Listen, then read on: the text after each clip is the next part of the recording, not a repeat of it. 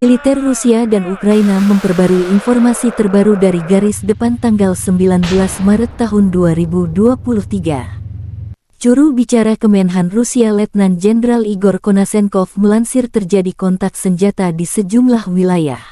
Di arah Kherson, pasukan Rusia menetralkan hingga 20 tentara Ukraina, 3 kendaraan bermotor, dan 2 howitzer self-propelled Gvozdika.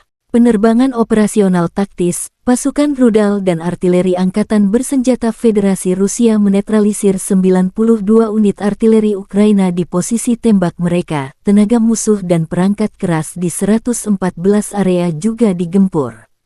2 hanggar yang menyimpan persenjataan dan perangkat keras militer Brigade Pertahanan Teritorial ke-122 dinetralkan di dekat Otradokamenka, wilayah Kherson.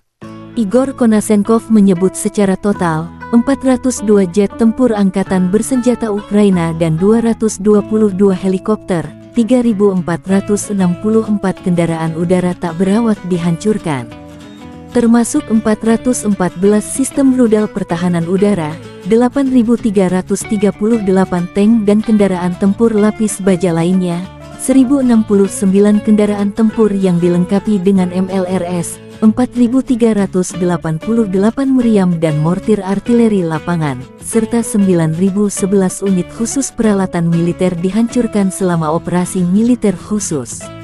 Dari kubu Kiev, Kemenhan Ukraina melansir 710 prajurit Rusia dinetralkan dalam 24 jam terakhir. Secara total Kremlin kehilangan 164.910 prajurit sejak awal konflik, termasuk 3.532 tank, 6.853 unit artileri serta 305 jet tempur dan 298 helikopter Rusia dihancurkan.